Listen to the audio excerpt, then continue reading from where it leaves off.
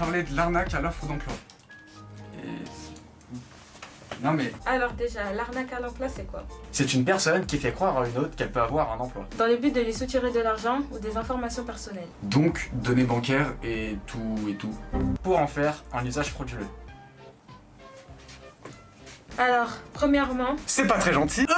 Non, plus sérieusement, on va voir comment faire pour prévenir une arnaque à l'emploi. ensuite, on verra ce qu'on doit faire, ce qu'on ne doit pas faire si on en est victime. Et dans la bonne humeur. Générique. Donc on va procéder par points, parce qu'il y a des points sur ce que j'ai écrit. Bref, comment prévenir une arnaque à l'emploi.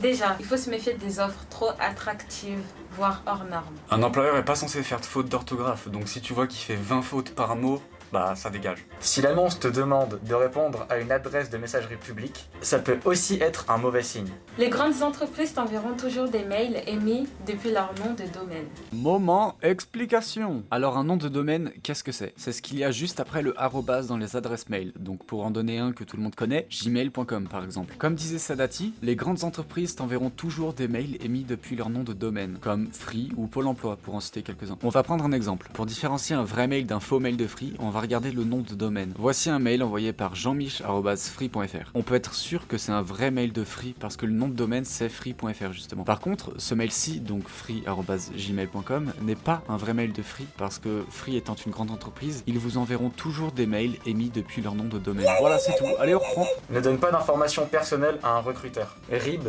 numéro de carte de sécu, tant que tu ne l'as pas rencontré. Bah, c'est logique. Par exemple, c'est comme si tu rencontres quelqu'un dans la rue, tu lui donnes ta carte bancaire et que tu te dis qu'il va pas l'utiliser. Alors par contre, il va forcément l'utiliser. T'aurais pas fait pareil toi. Je leur ai vidé le compte. Ne verse aucune somme d'argent à un employeur potentiel, quel que soit le montant et le mode de transfert exigé. Parce que PayPal ou pas, tu lui donnes de l'argent, bah il est plus à toi l'argent. N'achète jamais de matériel pour le compte de l'entreprise, même si un virement bancaire ou un chèque est présenté sur la table. Et s'il te plaît, n'accepte pas d'argent tant que tu n'as pas signé de contrat non plus. Et assure-toi de l'existence juridique de l'entreprise avec le numéro de siret. Sois vigilant lorsqu'un recruteur te contacte à un horaire atypique. Ou ne peut pas te rencontrer sous prétexte qu'il est à l'étranger. Sois attentif aux propos du recruteur. Il peut te proposer un poste différent de celui mentionné dans l'annonce. Et si tu t'en rends pas compte, et bah tu te fais Empaillé. pailler. Empaillé, c'est bien empaillé. Ouais, oui, mais c'est ce que je voulais dire de toute façon, enfin c'est empaillé. Ouais. Et surtout, ne poursuis pas si tu doutes un tant soit peu de l'honnêteté de ton interlocuteur. Bon, après, il faut pas être parano non plus. Si c'est pas une arnaque, ce serait con de raccrocher à la gueule de ton futur employeur. Hein, c'est pas très bien vu. Prends le temps de lire avec précaution les documents qui te sont communiqués et ne signe pas tant que tu ne sais pas ce à quoi tu t'engages. D'ailleurs, petite remarque de Sadati, si tu n'es pas serein concernant l'entretien, en mode genre il est dans un endroit chelou, Genre un hôpital désaffecté.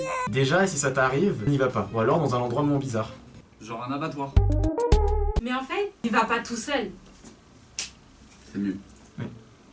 Donc ça, c'était pour la partie prévention. Maintenant, imagine que tu es victime d'arnaque à l'emploi. Qu'est-ce que tu dois faire? Premièrement, tu auras besoin. Premièrement donc, interromps toute relation avec le pseudo-recruteur même s'il te menace. Si tu as communiqué des informations personnelles, informe-en l'organisme affilié. Par exemple, si tu as donné ton numéro de sécu, bah appelle la sécu. Dans le même thème, si tu as donné des informations bancaires, informe-en ta banque et vérifie régulièrement les opérations liées à ton compte. Conserve les preuves disponibles, numéro, mail, message, documents. Tout ce qui t'a été envoyé, tu le gardes. Informe l'organisme. L'entreprise. Ou le site de l'emploi qui a été usurpé. En fournissant toutes les preuves que tu as pu récupérer. Y a pas crié comme ça en fait. Signale les faits à la plateforme de signalement Pharos du ministère de l'Intérieur à l'adresse qui va s'afficher ici. Dépose plainte, Soit au commissariat de police, Soit à la brigade de gendarmerie. soit en écrivant au procureur de la République du tribunal judiciaire. Son nom est beaucoup trop long. les particuliers peuvent être accompagnés gratuitement dans cette démarche. Par une association de France Victimes au 116 006. Et enfin, pour être mieux conseillé dans vos démarches, Contactez la plateforme Info Escroquerie Du ministère de l'Intérieur au 08 05 80 58. 17. ouais, c'est pour commander des jets. Maintenant, tu sais comment prévenir et tu sais te protéger par rapport aux arnaques à l'emploi. Et bien sûr, tu trouveras en description les différents noms, liens et numéros qui ont été cités plus tôt. N'hésite surtout pas à partager la vidéo à des personnes qui sont actuellement en recherche d'emploi, ça peut toujours leur servir et au cas où c'est quand même mieux qu'ils sachent tout ça. Salut!